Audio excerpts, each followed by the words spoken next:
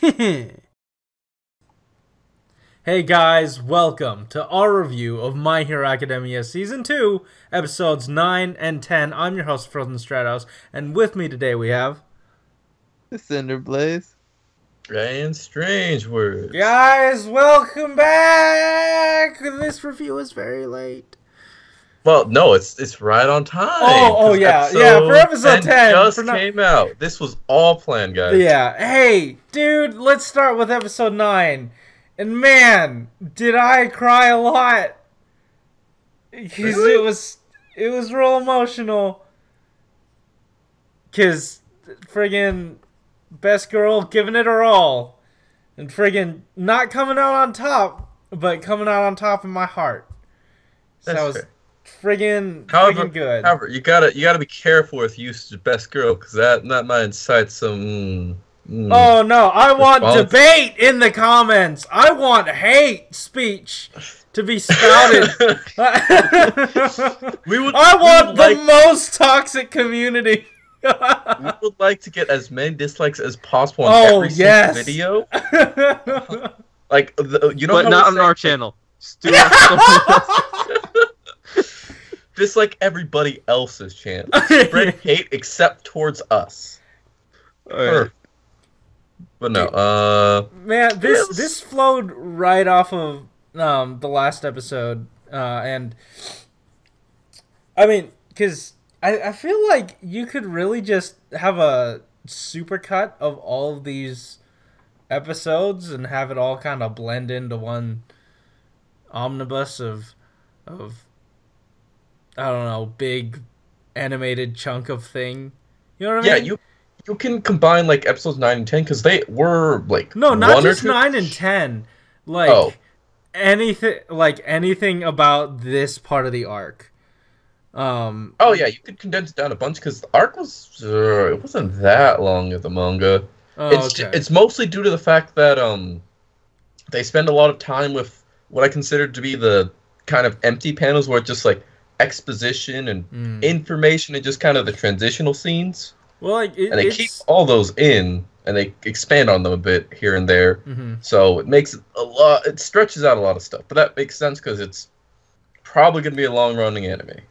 Yeah, and Well, not really, because it's already has the seasonal format, so what do kinda you don't mean? It's gonna have a lot of seasons. Is the thing. Oh, okay, yeah, that makes me happy. Well, I will it rather though, them- because it's kind of hard for like anime to get like seasons because they're like expensive and they take time to make. yeah.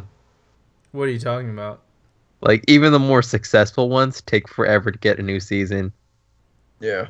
Like, for Attack on example, Titan. One Punch Man. I Well- don't know. Coming off of watching Boruto, because I don't watch that no more. Jeebus, that like they get out that episode no matter what. They will do anything, any nasty trick in the book, any sort of I don't know evil conjuring of bad animating of PowerPoint to get that episode out to you. So I'm glad it Okay, has. we're not riffing on Boruto on this podcast because we haven't even talked about the actual episode. Fine, okay, but I did not see her strategy coming where she was like just making sure that all the rubble she was making it all float. That was actually pretty incredible.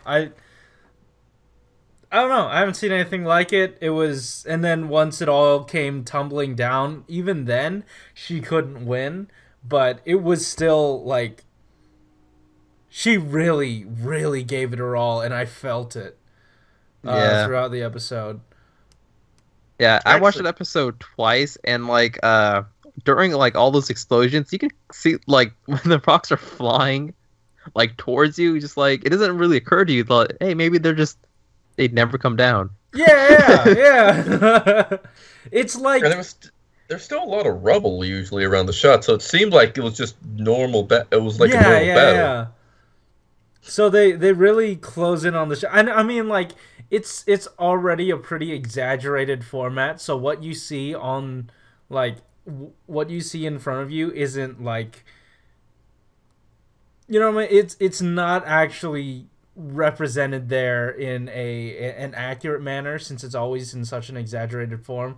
So it really is a curveball to see a bit of the landscape being changed during one of those like hyper intensified action sequences. You know what I'm saying? Like, yeah. You don't expect that to be a factor. Yeah.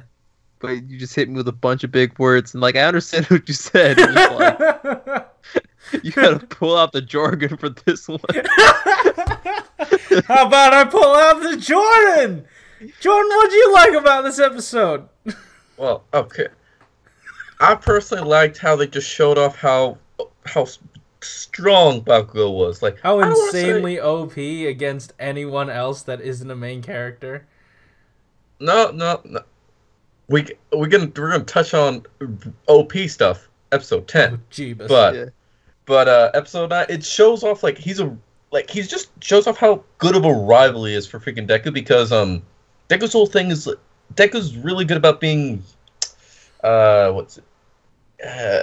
I don't want to say ingenious isn't the right analytical. Isn't quite calculating, I guess is the best word for it. Where he just kind of like plans things in advance and tries to, outwit his opponents by setting up things like 10 steps in advance. Mm-hmm. And then how Baku just absolutely destroys Uraraka after she sets up stuff like that. It just shows okay, Baku's learned how to just deal with stuff like that. Well, I mean, just brute forcing it, yeah. Exactly. And for Uraraka, that showed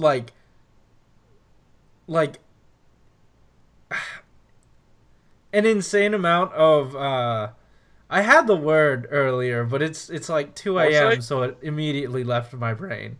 It's not ingenuity, not foresight.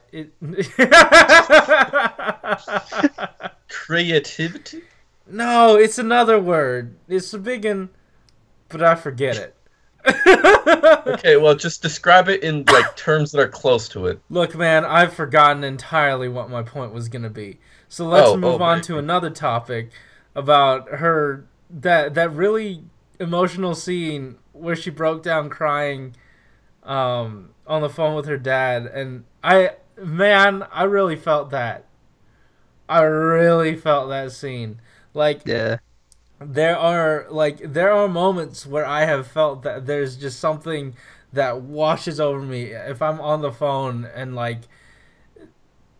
anything else could be happening, but what I'm hearing is just so emotionally shaking that you can't help it. It was so visceral. It was so real. Yeah.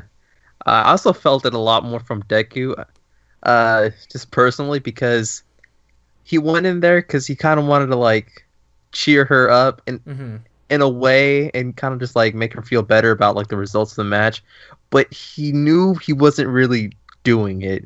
It was he felt the emptiness in their conversation, and when he left that room, he's just shit. Just that amount of regret. I was just damn, he's a real human character. And you know what makes her friggin' best girl? She cheered him on despite having all of this intense, all these intense emotions going on. She kept it together until he left, and then broke down entirely once she called her dad. Okay, now I'm kind of getting triggered by use of best girl. Yeah, because in this context, she's the only love interest. She's she's the only one that's getting any significant anything. No, but the title of best girl is anointed to someone in a harem typically. This isn't close to a harem. Hey man, I've heard it applied to a lot of people, or applied to her from a lot of different sources. Basically, best girl can be applied to either the best of a harem, or alternatively, the best girl of a show. Yeah. It's often used in harems, but It can be used in broader. It is used in broader senses. Find me in the comments down below. Yeah, but if we're gonna go like in a broader sense, then I'm pretty sure she loses out to like most of the cast. Who's had the most development so far? She has had a lot of development, but not as much as. Actually, you know what? No, just gonna leave this. We're just gonna leave it at this, where it's up to personal taste, because we all have different opinions. Fight me. Yes, fight him. I won't say who I think is who. Fight me in the comments down below. Hit that dislike button, I dare you. Actually, don't do that, because we would actually like it. But no. Okay, but moving on. Oh, dude, the freaking confrontation that Deku had with Bakugo and Endeavor? Or no, just Endeavor. I don't know about Bakugo. He just kind of ran into Bakugo. Like, hey, love Bakugo. It's like, hey, what you doing over here? He's like, it's not my match. Calm down. Just like insta triggered. But I love just the resolve that Deku had. Like, even if his intent, like it, and again, this is another like really real sort of. I don't know, it's a real. There's a lesson in what Deku does to be learned in like everyday life. Even if you don't think your motivations stack up to the motivations of everyone else, it's still a motivation. You still have a reason to get on top. Even if Todoroki has way better motivations than you, you know, you still have to blow past them to, you know, be the hero that you want to be. And on top of that, he are you talking about episode 10, or are you talking about... No, it's the end of episode 9 where Todoroki, all of his motivations get... most of his motivations get revealed. I mean, and why actually, he just talks to Endeavor, and he's like, hey, you garbage. Yeah. Like, I'm not All Might. That seems obvious, right? Well, yeah. Because that's or something, and your son isn't you. I just took away all the impact out of that scene, but that was a freaking good scene. It was a freaking good scene, and I loved it. Unlike Corey, Deku can actually sell those lines, and he does it pretty freaking well. Yeah. Oh, there is one thing that I wanted to just hint at. I'm really curious about what Endeavor's other children might be like, because he mentioned that he probably ate them. He probably just fried them up and ate them. No, he's afraid of them overthrowing him and, you know, usurping his throne, so he just devours his children. Except that you got Todoroki. You've been reading too much of the Odyssey. Good old Greek mythology here. Oh, Endeavor, it's tasty. Secretly a titan. No, anyways. He does look like one, though. Yeah, he is a pretty big dude. Hey, let's move on to episode 10, the friggin' one of the best episodes we ain't never seen. Mm-hmm. Guys, but I did see it. But... Yeah, I did see it. Wait, ain't never. That's a double negative. Yeah, we speak in English, though. Yeah. What? Oh. Hey, that was a great fight. That was an intense fight. Like, Deku went all out despite destroying every limb that he had. Oh, and I love how he was saving his legs. He left one intact. Huh? Yeah. I think he left like one limb intact. Yeah, one leg. Yeah, his other leg. Yeah. Forgot which one it was, but I mean, he saved that one. Too bad he couldn't like stand on it at the very end. And I feel like the strength of the episode not only came from the fight itself, but the way that Deku coaxed Todoroki into character development. Yeah, he subtly talked no jutsu to him. Like they're actually fighting too. It's like the opposite of Talk to Jutsu, because normally, after you steal it, they stand down, but instead just like, oh yeah, I'm just going to absolutely destroy you now. Yeah. He wiped the floor with... Well, I mean, like... Yeah, he wiped the floor with him. There was... It's not even a contest. Yeah, he remained unscathed. Like, he got tired with his... like, is it supposed to be that if he uses his ice too much, like, he just kind of gets too cold?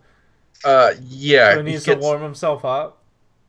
Yeah, that's what I was like. Now I can touch on it. Todoroki's horrifically OP because of that. Because he has, I think the limitation for his firepower is probably similar, where it's like, oh, if he gets too hot, he can't do it anymore. Oh boy, he's got ice powers. And that's why I was like, oh, if you get too cold, you can't. Boy, he's got fire powers. Oh hey, look, I have infinite fire and ice powers. That's great. Yeah, you understand now very well why he can't be Deku's rival. Because he just will always stomp him. To me, it's okay. Okay, actually, I'm sorry. I lied. You said that. What? I'm sorry. He may, like, Deku, when he finally becomes, like, actual, real All Might with full control of all the power. And the bunny ears. Maybe. Still possible. Here's how I look at his unlimited power. So basically, regular Todoroki starts at 0. Then he starts using a bunch of his ice powers. Then he goes into the negatives. And he's like, oh shoot, too much of the negatives. Need fire. Positive. And then he goes all the way to the positive side.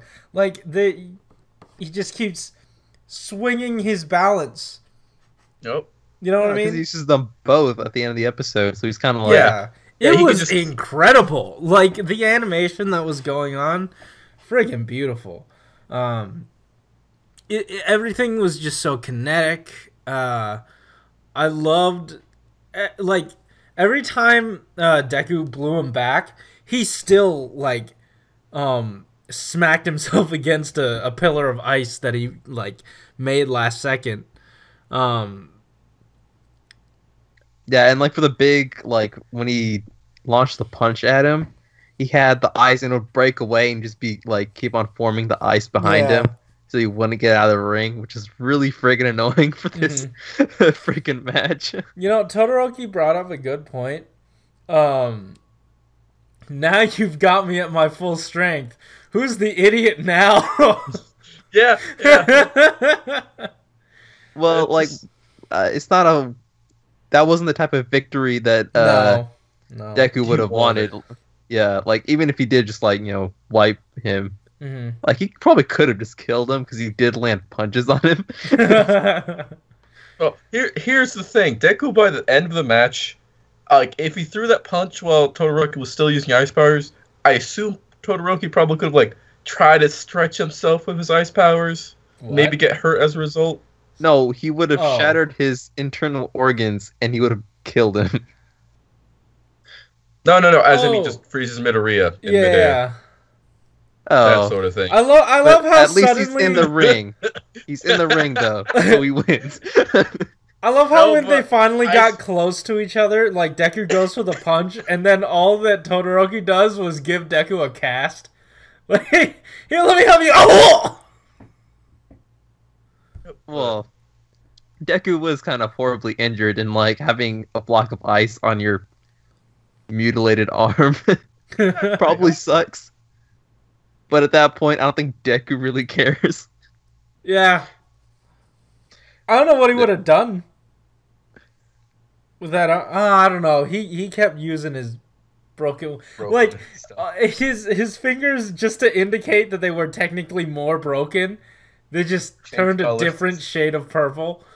Darker shade of purple. He's extra broken. Oh no! Like, what is that? How does that help me? Like, how do I know how broken these actually are? Can he just blow past them because adrenaline? Well, here's the thing. Alex will probably know more about this than me, because, well, actually, but anyways, the darker, like, when limbs and stuff go wrong, they start to blacken because of necrosis, so it could have implied rapid onset necrosis somehow due to overuse of his powers, which I don't means think it would have been like necrosis. I don't think like the cells die. Yeah. I mean, they're just the cells are destroyed. Necrosis is kind of like it dying, decaying, Yeah, and but shit like Oh, that. jeez. It's weird. It's yeah. I'm just saying like it could be like an indicator of downsides of power overuse. it's good more stuff. like more intense bruising. That's the way that's what they it looks like. decided to. That's the route they took in the animation, and Yeah. so that's kind of how I see it. Yeah. And Like, one thing I really liked about that at the beginning of the fight is that we knew how many. It made the fight more grounded because we kind of knew like the limits of Deku's powers, so it wasn't just like I mean, he was kind of BSing at the end, but it made sense. Yeah, when he was blowing past them, it's not because like, oh hey, we're running out of ideas, just give him more. It was because he was trying to break past his limits and really just give it his all. And I feel like it works to the it works to the strength of the show itself, because that's what the show is all about, blowing past your limits and becoming the hero of heroes. No, wait, that's Tiger and Bunny. Yeah, greatest hero Becoming ever, the greatest best hero. or number one hero. Number one hero, Greatest there we hero go. or number one hero. Either one's Yeah. fine. It's freaking dope. But he did actually learn how to control his power better because Eraser had Microwave. Yep. It's like, just don't blow up the microwave. I was kind of getting scared for Deku at like one point in the fight where when he only had his thumb left and he was gonna break it with his like cheek. I thought he was, like, Oh ripping shoot! his Yeah, face just off. destroy. Like, dude. Like, that's a little bit farther, but like, there is one thing that I really gotta call out. This is one of the anime where the character gets the most visually destroyed by their power. Yeah. Like, cause for other anime, like it's usually just they either get like super duper like actual loss of limbs, but that isn't quite as impactful as them having everything left, but it being all like super duper messed up. Yeah, like it's. I see what you're saying. There's no real damage unless it's like entirely gone. Yeah, usually because there's I don't see like the midpoint of damage that much where it's just like, okay, long lasting impactful damage. You would just like you lose it completely and you're just kind of screwed, or it's just like, oh yeah, I just shrug it off because special powers. I just threw it back or something like that. And like sometimes it's just blood, you wipe it away. Yeah. Oh yeah, the good old I coughed up blood, but I'm okay. Yeah. Oh yeah, and then like Endeavor, he got super happy that Todoroki, is all about his other half now. We didn't really get much from Todoroki about it. I'm assuming that'll be, that'll probably be touched on next episode. Yeah. Yeah, he's kind of busy fighting Deku. Mm-hmm. So he's I not think you really mean destroying Deku. Like it was a close. I mean, if he did it, it's not. Okay. It was not close at all. There was Deku no way came out. Deku was gonna win that. Huh? There was no way Deku was gonna win that. Well, yeah. I mean, there was. Just, there was a way if he didn't let Todoroki go all the way with his power. Well, no. Here, Todoroki actually wanted to fight him fair and square, like head on, because he could have totally just pulled the whole freeze the entire stadium trick again.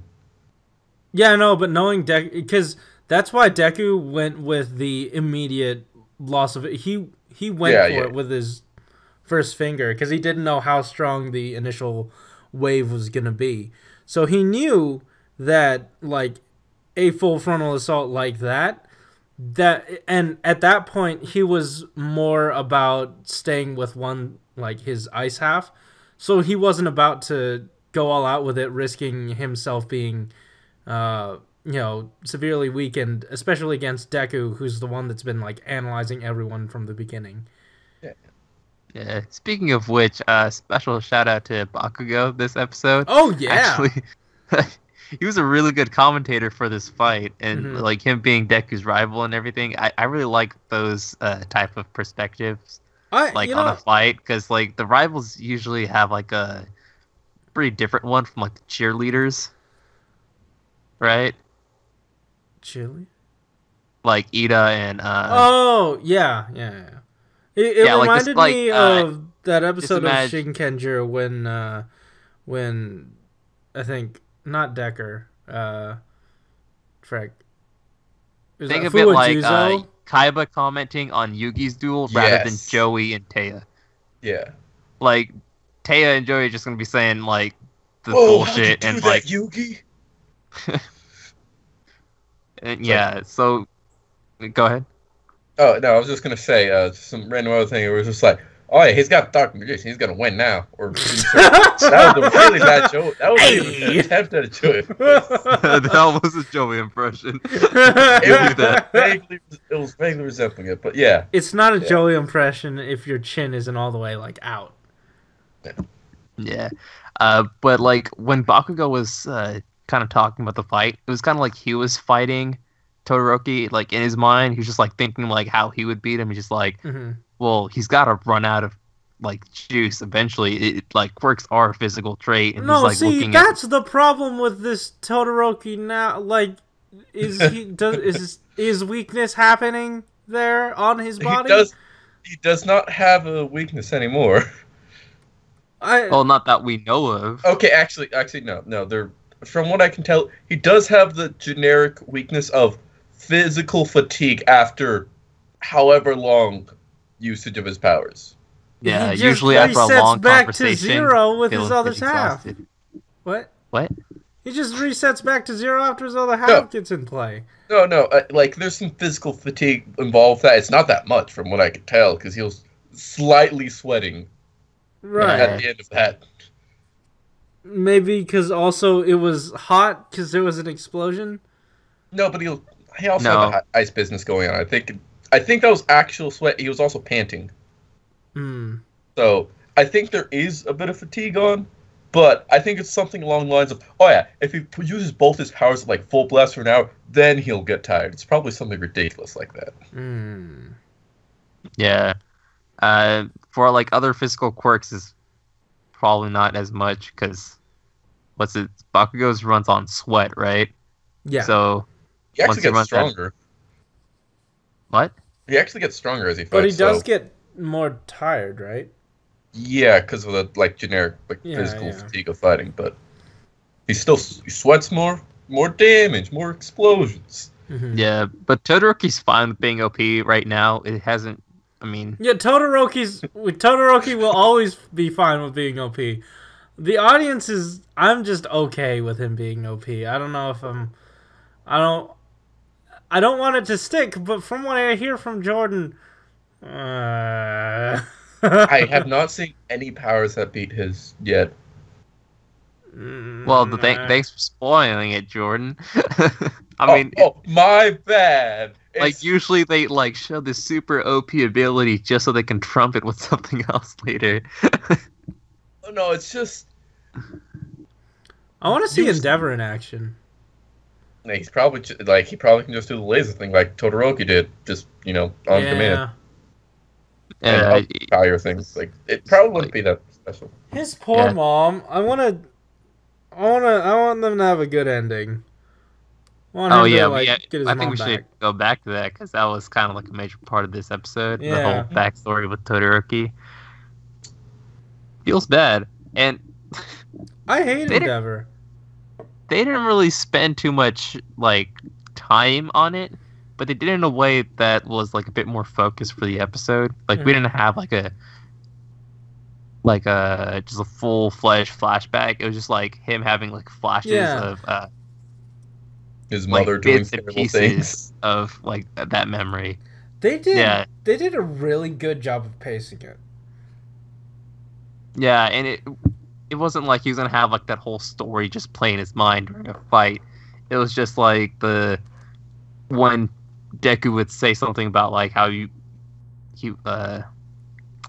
he wants to be like his own hero and stuff like that. Yeah. I'm not sure if that's what he actually said, but like somewhere along those lines. It brought back the conversation he had with his mother, and then he's just like slowly kind of like digging deeper into it subconsciously, and then the whole thing with his scar happened, which that was a bit painful, like overhearing that conversation, and then I was like, you heard that, might as well use this boiling water. But I like for the landscape of that scene didn't really make sense to me. Like, how does that lead to that? Like, oh no, my son, didn't mean for you to hear that. Oh well, boiling water. Well, there's two things. One, it could be that they left it out because this is Todoroki's memories, so they just left that part of his memory out, and maybe it's not exactly how everyone says it is. Maybe it was an accident, and the father just sent the mother away just cause. See, that's what I was thinking. Second, I'm gonna finish my other point first. Go ahead. What was it? Oh man, I just had it. It's there. It's like the exact opposite. Oh yeah, she was already triggered by her son's like appearance, like the one that matches his father's. So like she probably saw that because I think that was like the part that was looking through the side of the wall, right? So that might have just like put her over the edge, and that sucks. Well, there is, I guess, there is a reason they didn't show it. Either one, it's too graphic, or two, it's something to be expanded upon later. Like, they showed you enough to where you get what's going on, but I feel like they left it out on... Like, why not have that whole scene? I think you made a good point. It might be too graphic because child abuse in a shonen anime, it's kind of... It's not something you really want to show. But, you can cut away and hear a screaming sound. Yeah, I mean... Like, that's definitely doable. And there's a reason that bit of it was omitted. I feel like if that happened, it wouldn't match. It would feel like we would have to feel sudden, like, pain for him. And then we go right back into the fight, and we have to kind of just, like, move past that immediately. But like, you're painting his mother as someone who he looks up to. It doesn't, like, that act doesn't necessarily fit his view of her. I don't know. It's weird. He blames his father for all of it. Yeah, so he does. That's the way I see it. Also, we did see his siblings, and they're completely normal. Those were siblings? I thought they were just some kids. I think they were just kids from the looks of it. Really? They had like red and like white hair. No check. What? I got this. Wait, I don't know that he has siblings from like the same person. Like, it should be, right? Oh wait, yeah, those were siblings. Were they? Yeah. Yeah, like they were in the same house and whatnot. I guess they didn't get the powers or something. I don't know. What kind of life did they live? Yeah, that's what I was wondering. Yeah. It's a super fun one. They get to play around, and I don't get why he has so many of the kids though, because like usually their powers come online like a bit later in life, Well, no, that's the thing. He's not gonna wait around, so he's just gonna make a bunch and see if one of them sticks. Yeah, but then why did he stop? Oh, yeah, why did he stop with this one? Like, wouldn't he like make more just in case? No. I feel like he kind of started with, or like Todoroki was around the middle, or somewhere. Like he seemed about a similar age to those other kids. Yeah. You know, so whichever one stuck. Hey, oh man, this batch didn't go too well. Whichever one's stuck. It's like he threw his kids on a wall. Like, you are the chosen one. Speaking of which, I wish that like some of his siblings were a bit demented, because like that's always. I mean, it's an overused trope, but it's always fun. Yeah. It's like he has like siblings that have like only fire, only ice, and they just do crazy shenanigans or something. But I guess with this guy being so overpowered and trained, that there's no point in having that character. Hey, I think we're good here. God, you suck.